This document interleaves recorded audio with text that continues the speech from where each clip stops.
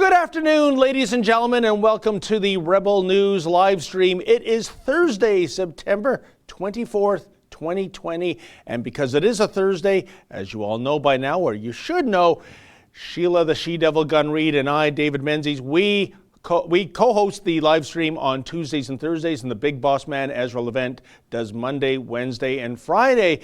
And Sheila, so much to discuss today. How are you doing, my friend, out there in northern Alberta? I'm great.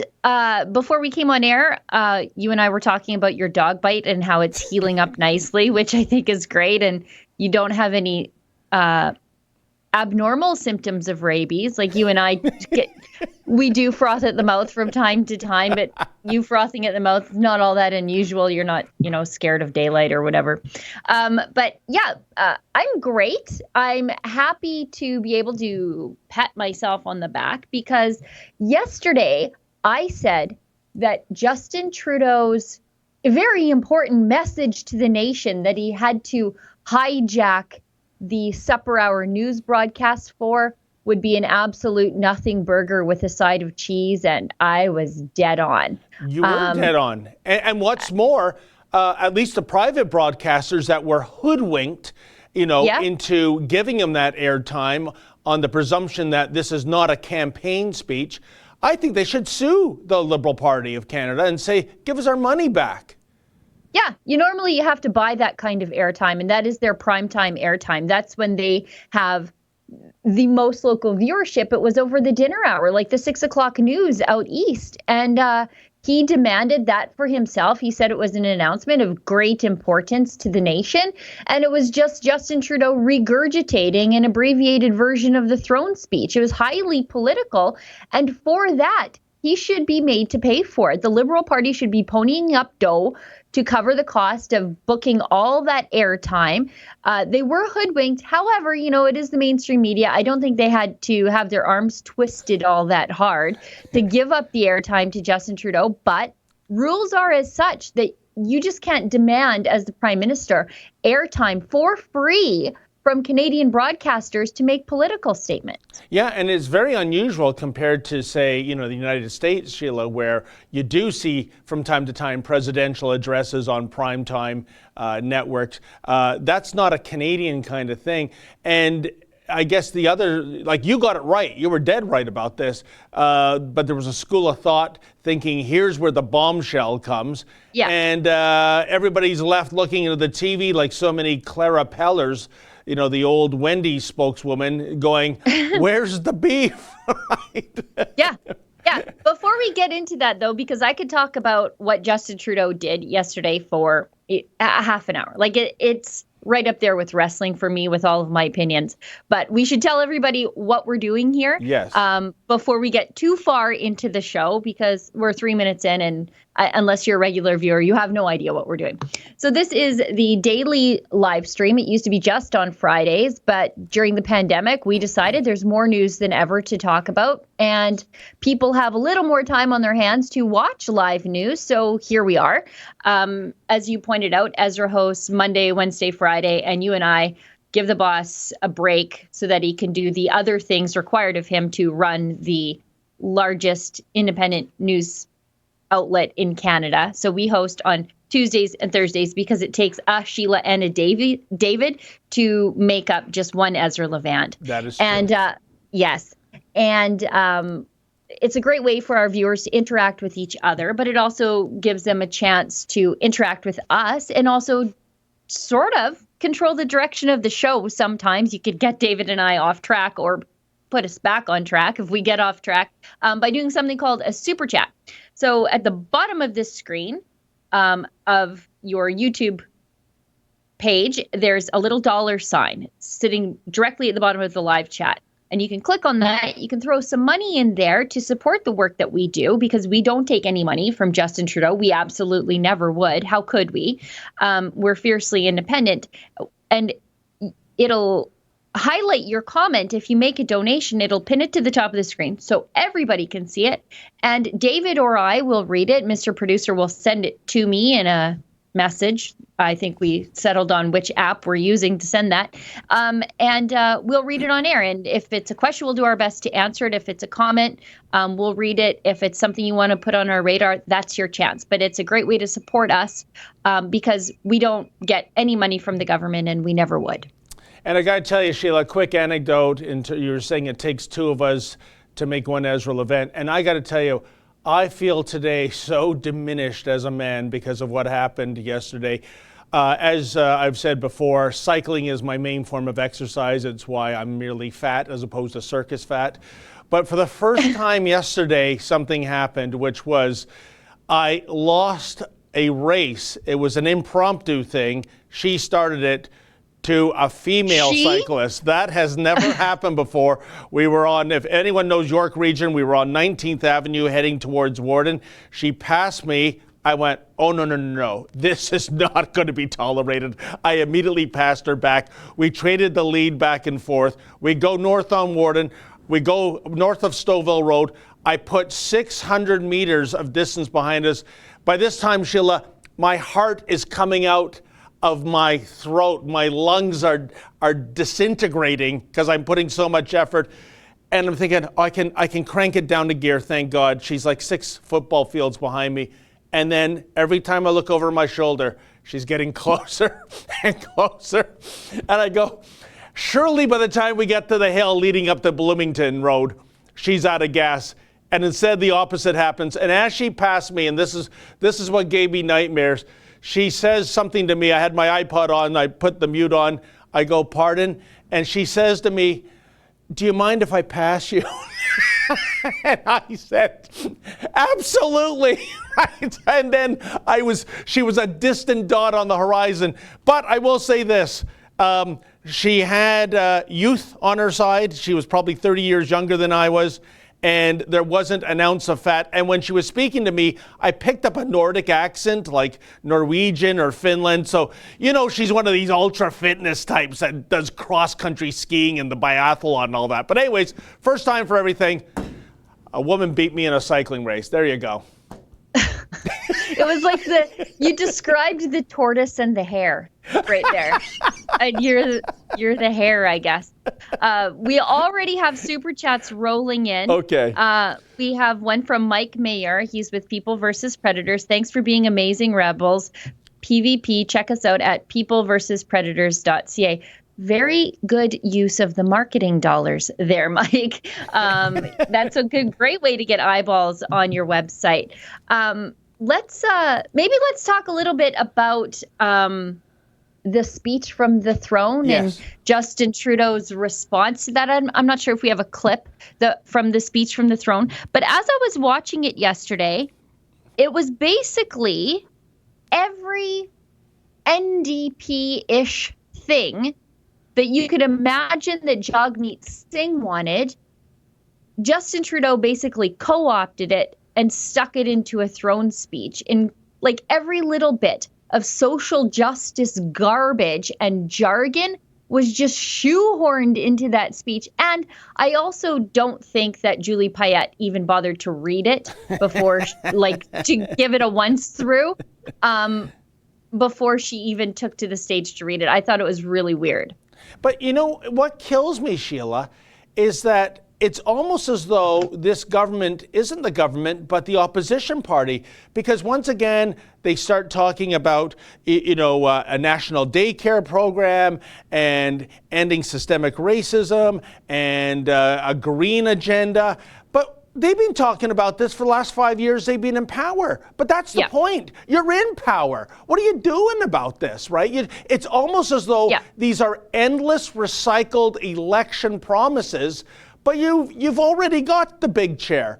So, this is what's staggering to me, Sheila. But I don't know. I'd like to see, surely after the throne speech, there'll be some kind of polling because when Aaron O'Toole first became the leader of the Conservative Party, Liberals and the Conservatives were neck and neck, 33% support for each. The last poll that came out was about a week ago, showed that it was the Justin Trudeau Liberals ahead at 40%, the Conservatives at 30%. I don't know why, because I think the we scandal was still in the news cycle when the poll was taken. So now I want to see what that gigantic nothing burger with fries, what kind of impact that had on the Canadian public. Because I just think, regardless of your political stripe, seriously, Sheila, people must be just walking around today going, what exactly did they say that was new or important? Well, I mean, I suppose from the speech from the throne, there weren't a lot of things in there that you didn't already know the Liberals believe and want to do to you. You don't. But it's always a little bit disheartening to hear them reiterate it. For example, we know the Liberals want to phase out oil and gas. They've said it. All their policies reflect that. From the carbon tax to the new clean fuel standards, to the fact that they just refuse to approve a pipeline owned by the private sector. But to hear them use the words over and over again, like green restart, transition. Transition just means phase out my husband's job and the jobs of hundreds of thousands of other Westerners. The only time they really mentioned the West was to promise us that we're going to put you out of work and then you can all become nipple greasers on the wind farms of tomorrow. That's basically what they suggested. They didn't say that we're going to play an instrumental role in getting the economy humming. It was basically wait around, your jobs are disappearing, and maybe you'll get one in this new green economy. Never ever manifests itself. We've already seen this play out in Ontario once. Why are we going down this road again? I was going to question you about something you said in that rant, but Mr. Producer said, don't. But no, you're right, Sheila. And like I said, we have the final say whenever the election is called. That was no surprise to me. I didn't expect a fall election. Nobody. None of the parties wants to go to the polls. And I guess we have to take bets or make hunches when an election will be. I'm kind of leaning to spring 2021, so next spring. What do you think about that, Sheila? I guess it all depends on the NDP, whether or not they are going to support the government. We know the Conservatives won't. The Bloc likely won't. The NDP hold the balance of power in the House of Commons, generally speaking, which I think is why Justin Trudeau is moving so far to the left. He's basically allowing them to govern. He's using all of their bad ideas just so that he can hold on to power, because he's not a particularly smart man, and I don't think he's an ideologue either. I think he is whatever the people around him tell him that he is, and that's what he believes. And he'll do whatever it takes to remain the prime minister because he thinks that's his rightful place. It's like he's ascended to the throne. He thinks it's his. He deserves it. Not that he earned it, or not that he has policies that he thinks are what's right for Canada. He'll just do whatever it takes to maintain that coalition between the NDP and the Liberals so that he stays in his chair. And isn't it uncanny, Sheila, how history repeats itself? The fact that, I'm going by memory, but in the early 70s when Papa Trudeau, Pierre, had his second term, it was a minority government, and I believe for 2 years, the NDP of the day propped up that Liberal government. There was no election triggered. I guess the question is, do you see this NDP going along for 2 years? Maybe. I mean, we know they don't have any money. They're virtually bankrupt, so they really don't have, the gas in the tank to run a campaign. I don't know. I guess we're going to see. I'm still leaning towards something happening in spring. I think the Liberals might be so emboldened, and they might think they've put so much racetrack behind them in terms of all the scandals, the most recent one, and maybe the most astonishing one being, of course, the We Charity one. They did throw Morneau under the bus. Maybe they think that's the only penalty they need or should have to pay. So who knows? Well, and it's pretty difficult to run a national campaign when Justin Trudeau opened his address to the nation, total waste of time last night, by suggesting we're in the middle of a second wave of COVID and that it is too dangerous to even hold Thanksgiving. But maybe we're going to get Christmas out of the deal if he lets us. Like, get bent, buddy. Do you think for a second that he's not going to have Thanksgiving out at Harrington Lake? Of course he is. Of course he is. But for the rest of us, we have to eat frozen turkey dinners alone because we can't see our families because it's too dangerous. Oh, I'm just so sick of everything being canceled. Basically they're saying, if you're planning family get-togethers at Thanksgiving, forget it. Thanksgiving is canceled. I'm sure we'll hear an official announcement of Halloween being canceled. In today's Star, look at this headline: Santa Claus is not coming to town. Yeah, after more than a century, the Santa Claus parade in Toronto is gone. You know what, Sheila, I don't know how I'm going to break this to my son Adam. He is going to be devastated. Adam's 21, by the way. Anyways, we'll have to see what else they plan on canceling in the weeks. Okay. Justin just said that joke didn't work earlier. Why would it work now? I guess he's right. but we should move. By the way, we should also say, if this little yellow thing has caught your eye, folks, we are indeed selling them. It is a I am exempt badge. And you go to maskexemption.ca. You see, we already have the cards, don't we, Sheila? But what we endeavored to do, and I guess we never anticipated this, and Ezra had a fantastic idea based on someone he saw. It was a random person who made a homemade, it was kind of like one of those things, hi, my name is, and you fill in the name. And it basically said in Magic Marker ink, I am exempt from the mask bylaw. So why not make a professional version of that? And you can buy one of these for $10. Now, one of the reasons we're charging $10, that includes shipping and handling. Plus, we have had lawyers go through, dozens and dozens of bylaw regulations across the country, because they do differ. And as always, the devil is in the details. So basically, the whole idea is you wear this badge and people politely back off. They're not going to keep asking you over and over to go into your handbag or your wallet and take out your little exemption card. It's kind of like, in the animal kingdom, when the other bugs see a hornet, that, black and yellow thing, they know by the colorization, keep away or your dinner. Yeah. And I just think this is this is one of the best ideas the boss has ever come up with, Sheila.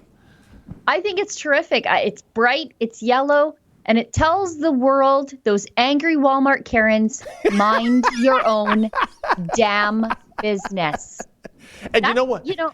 That's the best part. It's like a preemptive strike. I'm not wearing a mask. Mind your own business. It sure is. There's nothing worse than explaining to an authority figure that you're mask exempt than having to explain the same to a ranting, raging Karen in a Dollarama or whatnot. And I got to tell you, Sheila, I'm not a big badge person. I've only worn a badge 3 times in my life. This is the 3rd time.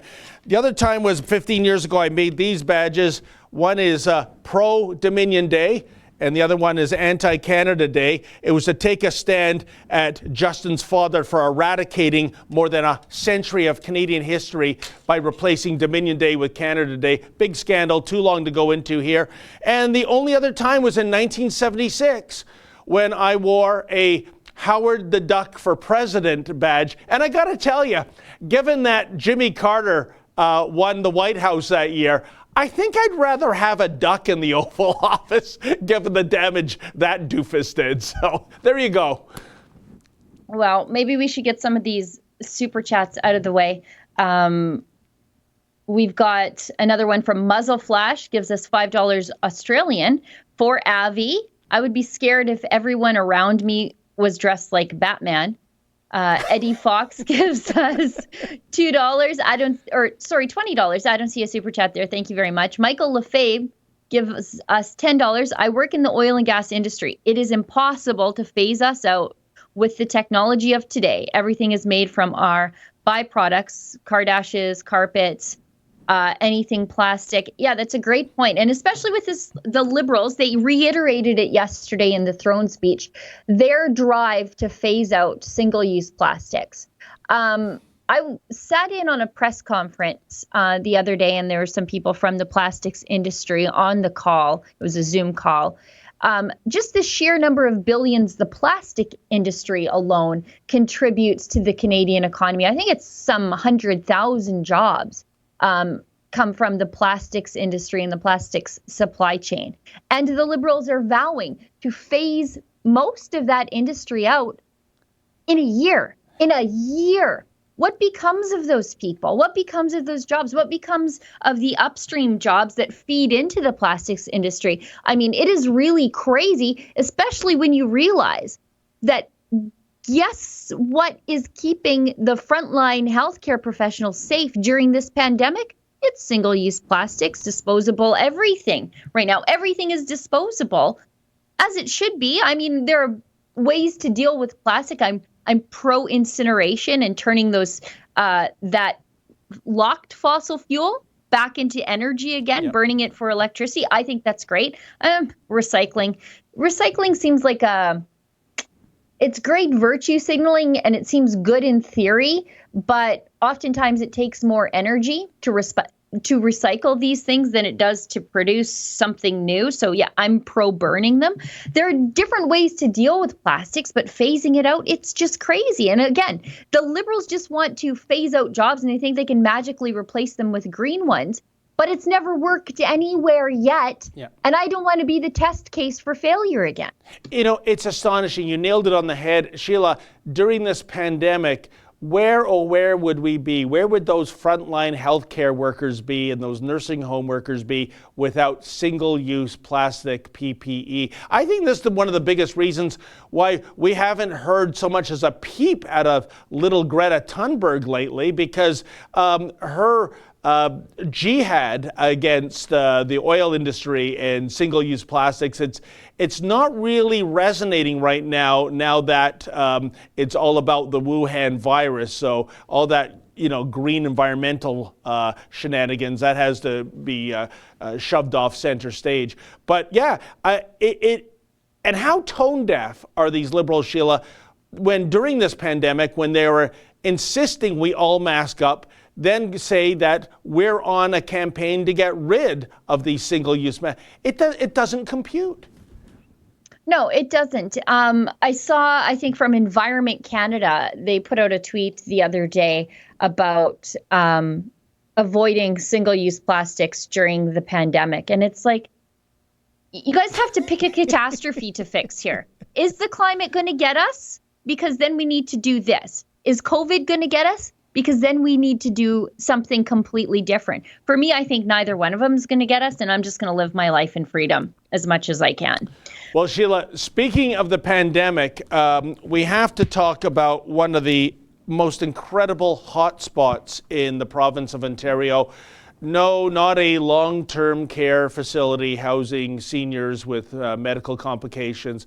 Not a Costco or Walmart big box store shoving as many customers as they can in there. No, we're talking about a 50-acre apple farm in Caledon. Folks, I went to meet the farmer who was harassed last weekend by the OPP. I still don't understand why he was harassed. He doesn't understand. I couldn't get an explanation from the detachment, but just check out this clip and just will you see what farmer Scott Luna had to endure. I am at Albion Farms, and I'm with the owner of this wonderful apple farm, Scott Luna. And Scott, we're now into the harvest season. We've had some beautiful weather. On Sunday, you opened up your store, your orchards, to sell apples. And then you had an unexpected visit by the Ontario Provincial Police. What happened? I don't know if the police were called here or driving by, but they witnessed a large gathering of people. And I was informed that under the new provincial mandates handed down by our provincial government, due to the COVID situation, that there was only a maximum number of people that are permitted to gather in a social setting, and we had far exceeded that amount. Now, I didn't invite these people here, but it is a business and we are open. So I have no control over how many people travel to come here on a given business day. We did our best to deal with the situation, but it was pretty scary. I thought I was going to get a $100,000 fine. Oh, jeez. Now, I'm a little confused. They use the language a social setting, a social gathering, but this is indeed a business. These people here, they weren't your friends and relatives here for a party. They were customers to buy apples. And what would you say the number was at the peak of that day? Well, it's tough to say, David. We don't actually, count the numbers of visitors. That would be difficult, just given the way the farm is laid out. But there was a few hundred people here. Maximum, I'd say 200 people. Of course, the majority of them are spaced out. In the parking lot area, there's going to be people a little more close together just because that's where they're parking their vehicles and getting in and out of their vehicles. But that's the thing, Scott. I'm unclear right now too, because I thought those new regulations with those new harsh penalties, up to 6 figures even, were for social gatherings, house parties, outdoor get-togethers. I thought there was an exemption for businesses. I mean, there must be, because we go back to the Walmart and Costco examples. So maybe is this a matter of the cops not knowing the law, that they just saw a large gathering in the outdoor area and they just assumed there was something wrong, and they actually don't know the nitty-gritty fine print details of the law? It appeared he let me know he was a little unsure. He was unsure. He was on his phone and he was trying to reach his sergeant to get a little more direction and some answers, and also ask for the sergeant to get on the scene as soon as possible. But yeah, what scared me was that he mentioned to me that he asked me, "Did you know that if this was a corporation, you'd be on the line on the hook for $100,000 fine?" Would that be devastating to you, Scott? Yeah, I said, officer, I'm really sorry to have to tell you this, but I'm going to tell you truthfully, this is a corporation. I incorporated years ago on the advice of people who told me to do that to protect myself in terms of liability and insurance. So a lot of small businesses do that. They incorporate because of liability issues. So, well, Scott, the other thing too is that, I mean, it's harvest time. You put a lot of blood, sweat, and toil into growing your crops. Now's the time to sell those crops. And I mean, you told me off camera as well that it's been a dry, hot summer, which is not good for apples. Also, with the CERB payments, you're having a hard time getting physical labor, because there's a contingency of people, they'd rather just sit around getting those CERB checks rather than to do hard labor. And here it is, you're just trying to make a buck. You're an honest man, an honest farmer, and to have law enforcement roll in like this, I mean, I think this is egregious. Yeah, it's a little disheartening, it's a little disappointing. Yeah, to be honest, I decided years ago to be a farmer. I thought it would keep me out of trouble. I'm not trying to be sneaky. I'm not trying to get away with anything. I'm not trying to screw people over. I'm not trying to bilk people out of their money. All I've tried to do for 26 years, David, is grow some food and offer it to people for sale. It's up to them whether they want to buy the food or not. But definitely, yeah, when the government started paying people to stay home and not work, it made it impossible for farmers like me to get any help. Again, Sheila, I don't understand what law he was breaking here. And when we went to the Caledon OPP police detachment, no one was available to come on camera, but I spoke to an officer and she told me because I was just trying to have them explain the law to me, and I think this is a real BS explanation. She said what I or the farmer should do is reach out to Caledon Public Health to find out what the law is. Excuse me, No. you're law enforcement. Don't just say, here's the regs the Ford PCs pass. You go through it, you interpret it.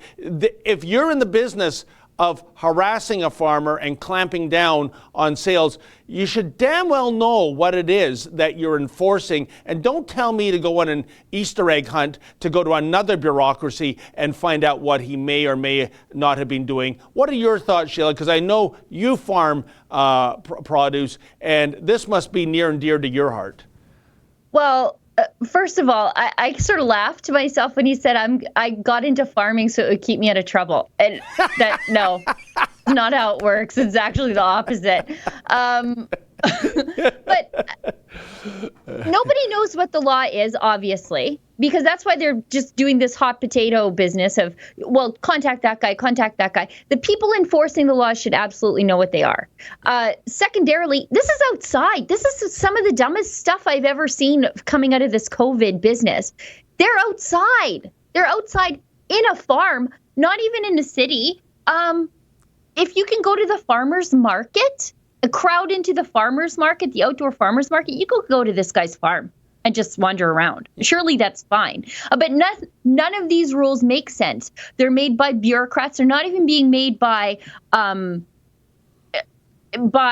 legislators. They're not proposing the laws, arguing the laws, and then passing the laws. They're not debating anything. These things are all being done with the stroke of a pen by some healthcare bureaucrat who doesn't even understand how farming works and the impact on businesses after the fact. I mean, this is just insane. And this guy's in trouble because someone's telling him he didn't follow the law, but nobody seems to know what the hell the law is. It's ridiculous. And that part about, that 100-year-old or so tractor, it's completely immobile. It's just a prop. Yeah. And a child touching it and the officer barking at him. How come it hasn't been immediately sanitized? Look, Sheila, you, I, Ezra, the Rebel team here, we're pro-police, right? And especially now that they're going through such, arduous times by the usual suspects.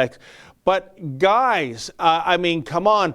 A 50-acre apple farm in the great outdoors, the chances of this being a pandemic outbreak spot, a hot spot, well, the odds against that happening would make the most reckless gambler cringe. You have Costco's and Walmart's far smaller footprints, I might argue, than 50 acres worth of real estate, and in an indoor setting, letting in more people. This is crazy. And then not to know the law and to shrug it off to the public health unit, to me, that's a dereliction of duty, Sheila. Yeah. When you go into Walmart, is there some Walmart worker following around the kids and disinfecting everything that kids touch in Walmart? Don't give them ideas, Sheila. Don't give them ideas. No, and they absolutely wouldn't expect them to do it because it is ridiculous. Yeah. There's a certain level of risk that you assume when you're going into a Walmart during a so-called pandemic. It's a farm with a tractor. You know what? The tractor was probably a little dirty to start with. So if a kid touched it with their hands, who cares, right? Like, if you're so scared of a pandemic, don't go to the farm. Stay home, lock yourself inside your house, wait for DoorDash to come, overeat, watch too much Netflix, and die of diabetes before the COVID ever gets you. And whatever. Live your life that way. But other people don't want to. Leave them alone. And what's wrong with children experiencing a little dirt in their lives, Sheila? Isn't that the whole idea of building up a resistance? I mean, if you were to raise a kid in a bubble for 10 years of its life and then put them out into society, I'm going to tell you, that's going to be a kid that's going to be afflicted by all kinds of things because he hasn't developed a natural resistance. So the idea that touching an old tractor is going to put the wheels in motion to give him the Wuhan virus, it's preposterous. If touching old farm implements killed children, I would not have any left alive. And maybe that's the disconnect here. Maybe that's why I find this all so ridiculous. This like bubble wrapping people for anything, whether it's, sprains, injuries, like even you look at playground equipment and it's changed so drastically from when I was a kid and then to when my son was little versus when my littlest one is using playground equipment. It's completely changed. It's insane. And then like I see how like city people, unfortunately, that's a lot of how it is, how their kids live their lives in constant fear of abduction, of strangers, of going out onto the street, now a virus, this and that. And then I think my kids are out there riding dirt bikes. My 14-year-old daughter is bringing in bales with the tractor by herself. I think I have a picture of her doing that on my Twitter feed. It's a different lifestyle. And so when I see that people being threatened by, the COVID cops because a kid touched a tractor, it's just not a way that I have ever lived my life, and I cannot get my head around it. And one other point about this story that I didn't like, Sheila, was the fact that thanks to this pandemic, governments are making entrepreneurs, farmers, business people, they're turning them into the facilitators of the nanny state. Yes. They've got to be the cop. They've got to be the nanny. They got to be running around saying, oh, stand 2 meters apart. Oh, don't touch the tractor. Oh, don't do this under penalty of law. That's not their role, but they're being forced to take that role. Yeah, and it's not just business owners. It's, the minimum wage workers now who are being forced to be bylaw officers and bylaw compliance officers when they're just, want to do a minimum wage job at Walmart. They want to greet people. They want to check groceries through. They want to make a little bit of walking around cash. Exactly. Now they have to be bylaw officers. This is crazy. This is a huge imposition on regular people. This is not what anybody signed up for, and it is a complete and total overreaction. 100%. And it's only going to get worse. We should get through some of these super chats, though. Gotcha. Okie doke. Flat Earth Data gives us $6.99. The first law of thermodynamics: if you cannot create nor you cannot create nor destroy energy. Kerrigan is natural and it produces your oil and natural gas. It's natural. Unjust on Trudeau gives us $2. The only throne JT should be near is his potty. It reminds me of Peter MacKay. Maybe he was just running from Keean to give a throne speech in the bathroom. I forgot about that. Yeah. John Day gives us $5. We should all watch Marcy Ian's comments on the social. That radical group of man-haters said a lot of crap. I've said it before. I'll say it again. I quit going to a nail place because every time I walked in the door, they had the social on. And even though the sound was off, and even though I generally bring earbuds so I can just listen to whatever podcast I want, the fact that they were within my field of view was just a little too much, especially after the whole young hockey players thing. I just thought, that show should have been canceled after that, because that's what would have happened to a conservative show had they said anything like that, as though there could be conservative shows on actual TV here in Canada. I mean, that's laughable to start with. But Sheila has been frozen. Well, I'll tell you, I didn't know that about Sheila's nail salon. I mean, if they have the social on. Oh, you're back. I was just saying, Sheila, that, frozen again. It's one thing to be tortured. It's quite another thing to pay someone to torture you. You're there to get your beautiful manicure and pedicure, I assume, and to be in that environment. And isn't a nail salon supposed to be relaxing? That they have these massage chairs, and sometimes nice music playing, but to force you for whatever, how long your treatment takes, an hour and a half, to watch the social. No thanks. Did you find a replacement salon? I did, and they will put on question period for me if I ask. Wow. Yeah. That's where the smarty pants go. Yeah. Nobody's watching it anyway. At least let me watch something I want to see, because everybody else has just got their face buried in their phone anyway. So I don't know. I just, those man haters, and that's it. Whoever said that, John Day, that's exactly what they are. I mean, look what happened to Don Cherry for saying "you people" versus what became of them. They faced no consequences. Don Cherry, after a lifetime of philanthropy and service to his community, he's gone forever. You know, Sheila, I don't know if you remember this or not, but last December, I went down to a taping of The Social. It was in the fallout of the Don Cherry thing. And of course, you know, the fans, you know, that were in a lineup, were all supportive of these humorless harpies on the Social. And that phrase came up with one especially belligerent social justice warrior, Karen, who was saying, you know, look what he said, you people. And then she pointed at me, being a representative of Rebel News, and she said, the problem with people like you, well, wait a minute, how is that different than you people? You just said what you're condemning Don Cherry to say. It's madness. Oh, well, I know.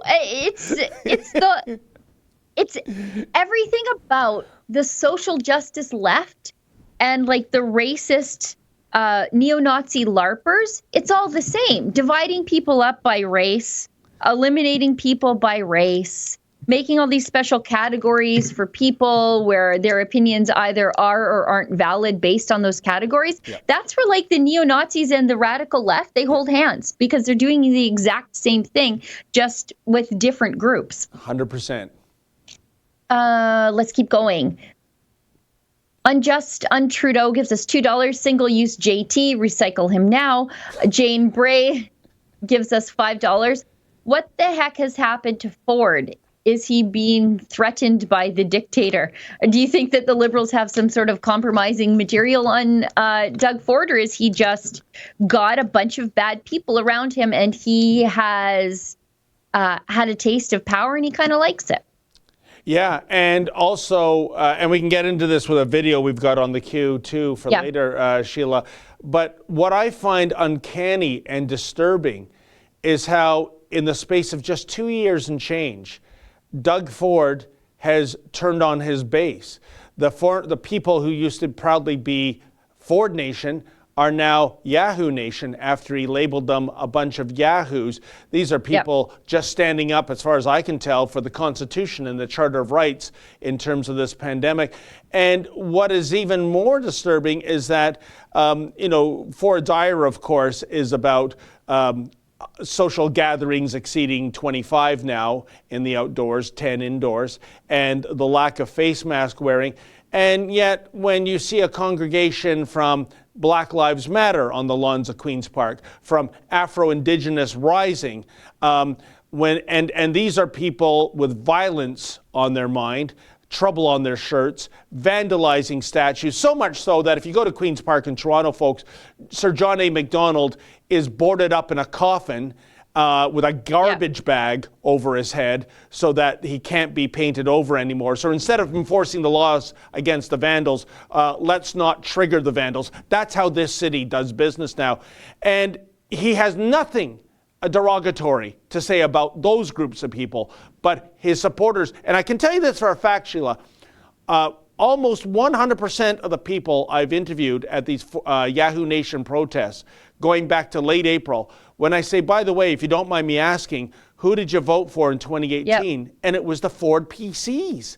And he's turned on them. Meanwhile, the media party, who he used to, he used to go after with a passion the words he would use to describe them. These same reporters that are now on these telescrums, which we can never get into, even if we're first in line, they always overlook us. It's like, oh, hi, Robert Benzie of the Toronto Star. How you doing today? How's the family? It's appalling to see this. This like, you know, this total transition. Our boss, Ezra Levant, he had a quote from Preston Manning, and he called it Ottawa-washing, and it was in the term of federal politicians that you get elected and you're in a riding out west maybe, and your idea is to bring your constituency's problems and concerns to Ottawa, but then you get converted, you become part of the elite, and now your job is to bring the Ottawa position to your constituencies, and Preston Manning called that Ottawa-washing. We have a similar sort of thing, I think, happening with Doug Ford. Yeah, and there's an extra layer of gross there in that many of these same journalists and definitely those media companies, they were the ones camped out on his brother's yard, ruining his brother's reputation. He should be treating them with the same level of respect they treated his dearly departed brother. And yet he's not. And that really bothers me. It's terrible. Okay, let's keep going because I know there's other things we want to get through. Vito Anthony D gives us $5. David and Sheila should have triggered Jonathan Yaniv coming at you in a huff with his Fred Flintstone feet be a cause for concern. Definitely. I don't. Most people know this about me. I spend about an hour a day, 6-7 days a week, in my running shoes. I'm a runner. I like to run because there's nobody around me when I'm running, and I can listen to something. There's no news. There's no nothing. It's just me and the road and my shoes. But Jonathan Yaniv could really move for a person who needs like one of those life alert buttons that he wears around his neck in case he's fallen and he can't get up. And he has to use a mobility scooter and parks in the handicap parking stall. He can really move if he wants to. Like, he can really put a wiggle in it. And he did when he tried to get away from me, and then his mom lunged at me. So, yeah, Jonathan Yaniv is coming your way. Be concerned. Be very concerned. But like a charging buffalo. But Sheila, let's not kid the kidders. The only reason Jonathan Yaniv pretends to be handicapped is to scam the Vancouver and British Columbian taxpayers for those special mobility curb-to-curb service transit rides that he gets. That's the only. These two people on the entire face of our planet, I have never seen two people who are so shameless when it comes to gaming the system, any system, and yet portray themselves as the victims. And again, Sheila, maybe we have to hire, or somebody has to hire, a private detective. I want to know where the money is, because as far as I'm concerned, those two losers are not employed in any meaningful way. They each have a condo in pretty nice buildings, and their basic existence is frivolous and vexatious lawsuits that they file against people and going to the Human Rights Tribunal of BC. What is funding this? I always wonder about that dollar sign. Where is it coming from? Yeah. How is he affording all those fancy Golden Girl outfits that he wears? Because for some reason he dresses like a Golden Girl instead of the woman his own age that he pretends to be. He dresses like he's been shopping where B. Arthur spent all of her cash before she departed this world. Well, I'll tell you, Sheila, the last time I saw him, I think it was in July, when he was catfished.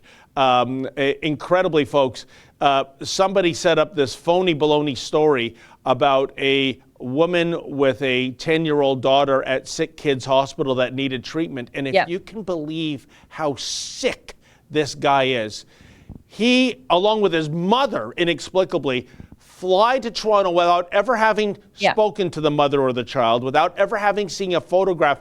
Just the idea, I think, of being in closed confinement with a minor in a hospital bed was just like Christmas, in July for Jonathan Yaniv. He had to get on a plane with his mama and get over here for that. And when I queried him outside the hotel on Victoria Avenue, I'll tell you, Sheila, wow, the weight gain this dude has put on during the pandemic. But then it was pointed out to me by a viewer, and maybe she's right.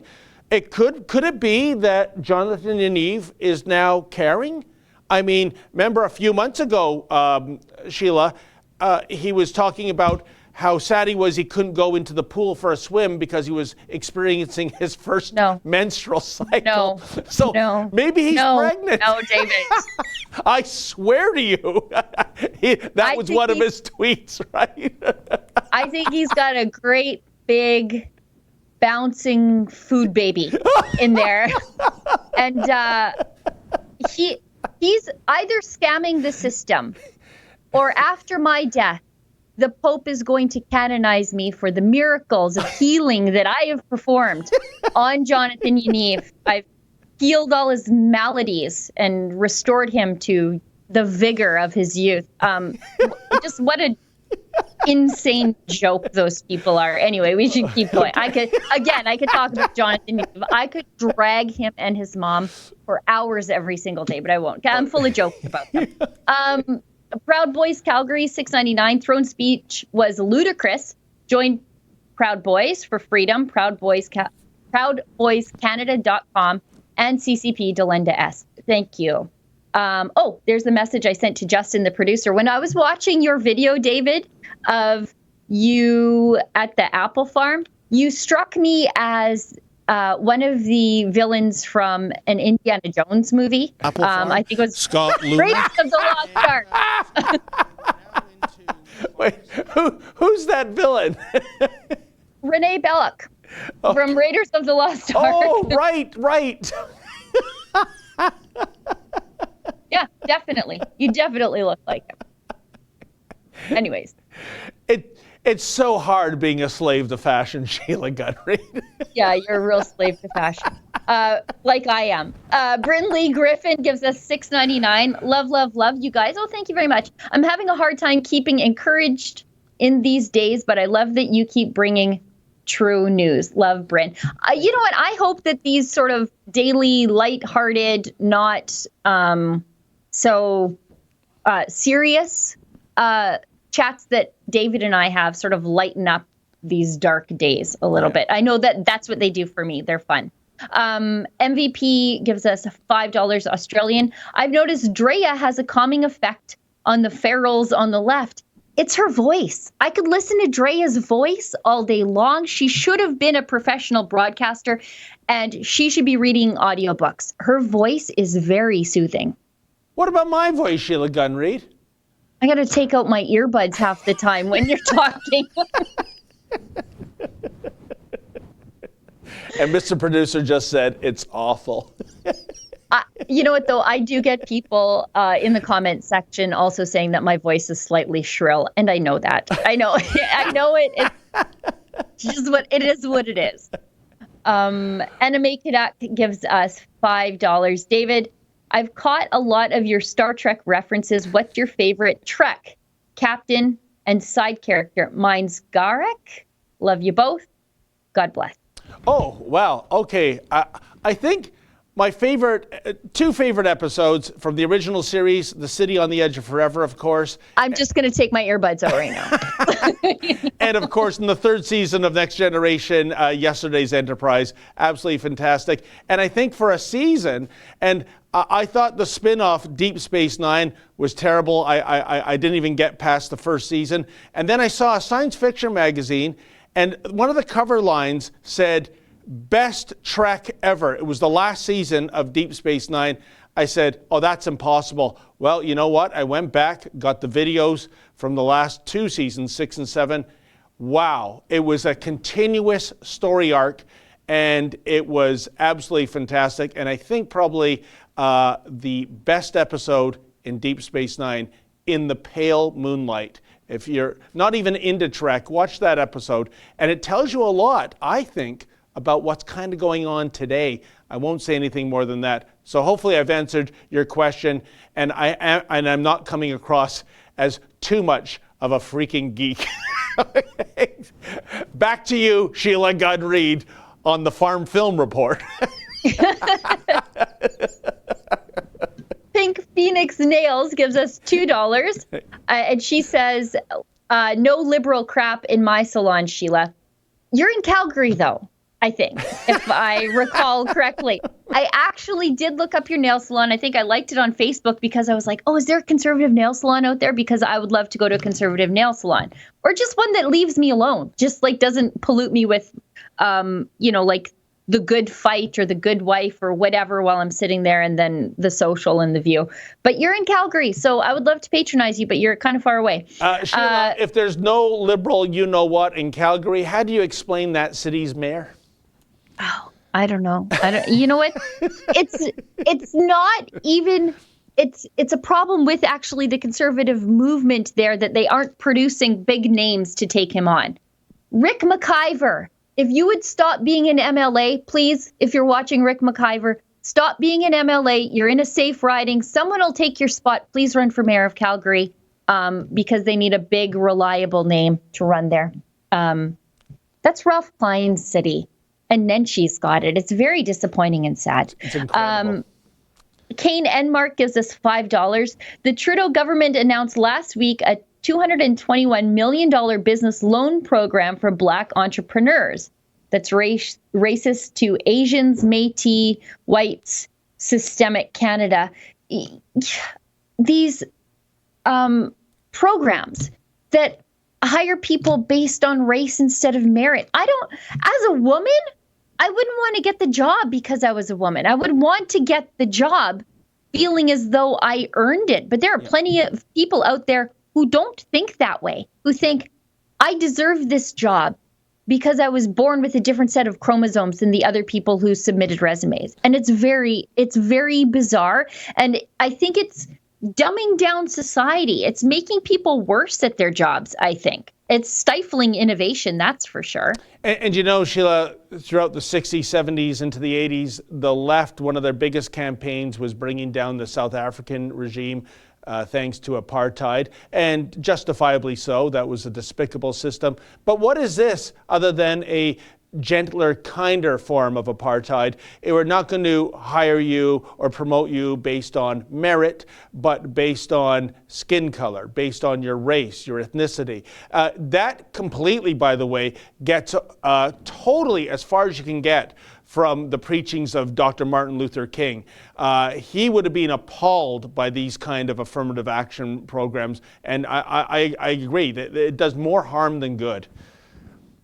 Again, it goes back to the point I was making before. This is where your modern day neo-Nazis hold hands with the radical left, where they believe in race-based hiring practices and gender-based hiring practices. It's gross. I saw the other day, someone sent me on the tips line, a university that is hiring people and basically saying, if you're a white male, please don't apply. We are only accepting applications from these gender groups and from the people of color. And then they gave the list, and I thought, my Lord, could you imagine if you just flipped that? If you just flipped that and said, okay, well, we're not accepting applications from these people. We've already met our quota.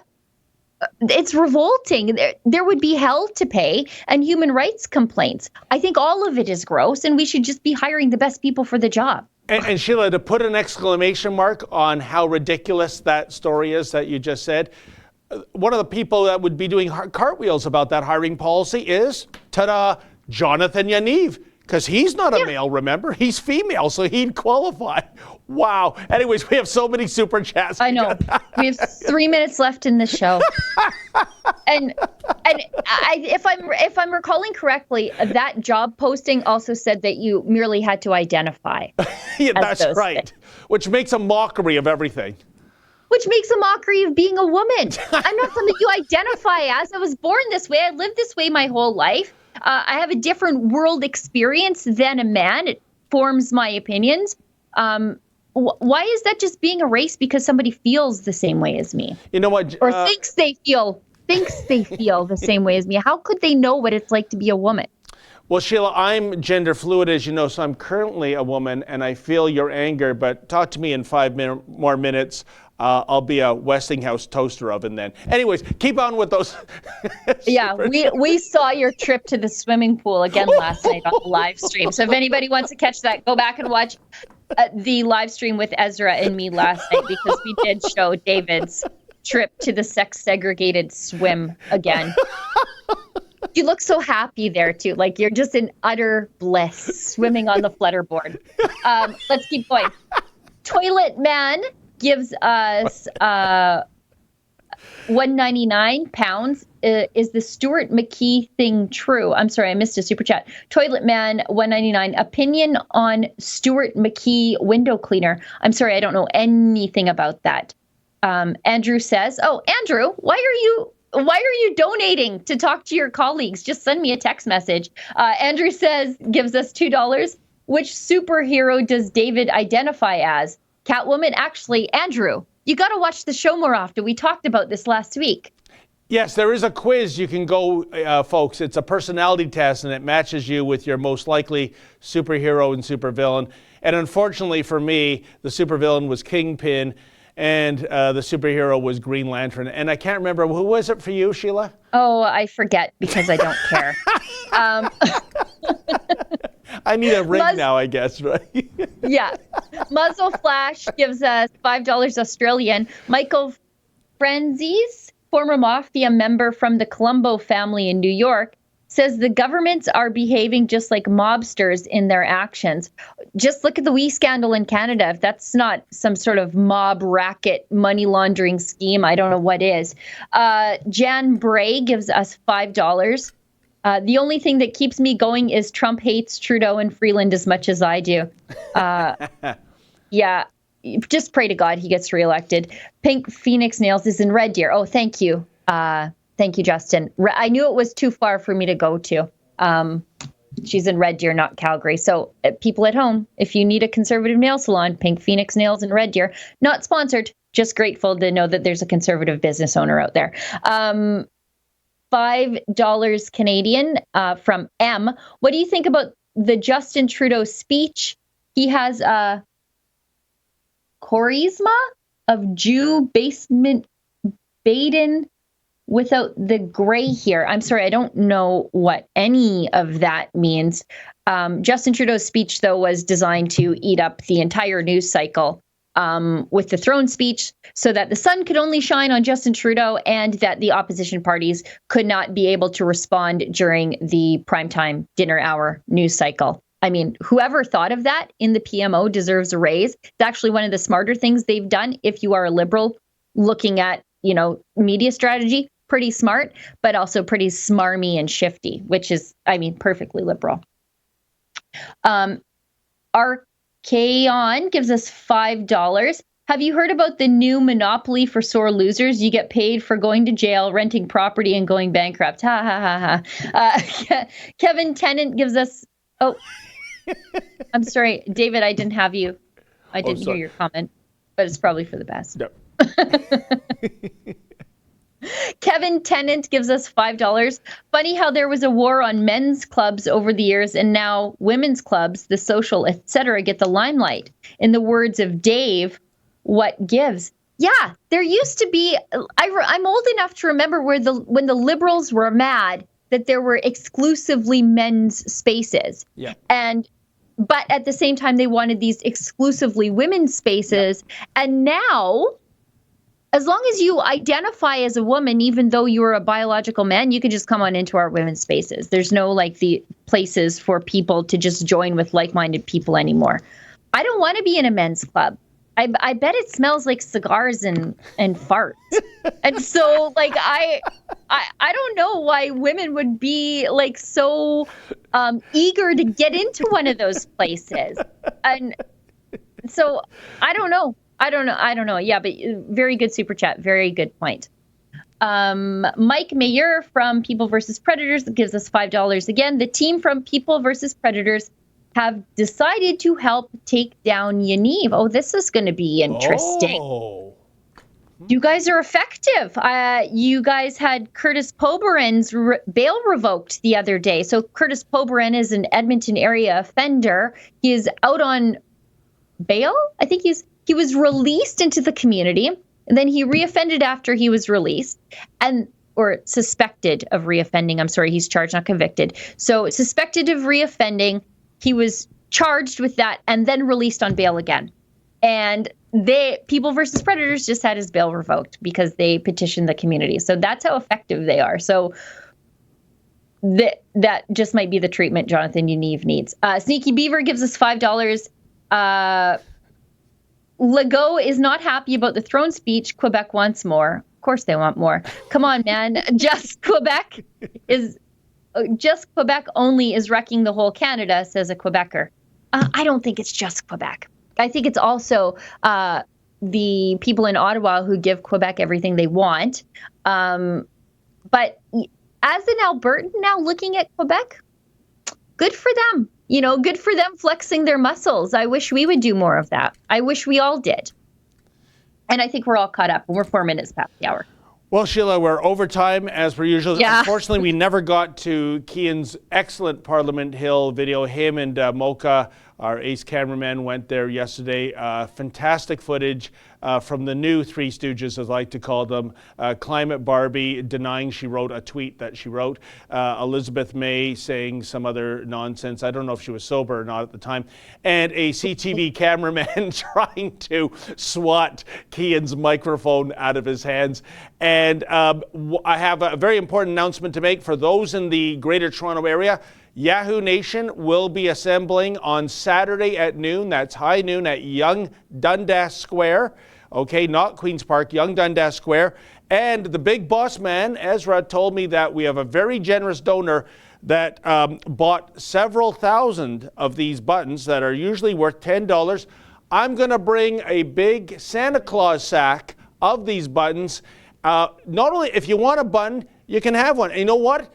Just to show you how generous Ezra is, if you want 2 buttons, you're going to get 2 buttons. So that's a $20 value. Andrew Says is trying to hog the limelight here. He's in on the studio here. He's wearing a button. Yeah. You're not mic'd up. They can't hear you, Andrew. So if you are there on Saturday at noon, Yonge Dundas Square, as I'm practicing my journalism, come over, grab a button or 2. They're on the house. Wear them with pride. And I can't wait to see you. So please come down. Wait, I want to give out buttons to people too. This sounds very fun. Oh, I'm going to, the city canceled the Santa Claus parade, but Santa Menzoid, he's going to have a big sack and he's going to give out buttons to anyone who wants them. I think I should have rephrased that. Anyways, we got to go. My thanks to Justin, the producer, Sheila Gunn Reid, my lovely co-host. I'm David Menzies. Folks, we'll see you again on Tuesday. In the meantime, stay safe and have an awesome day.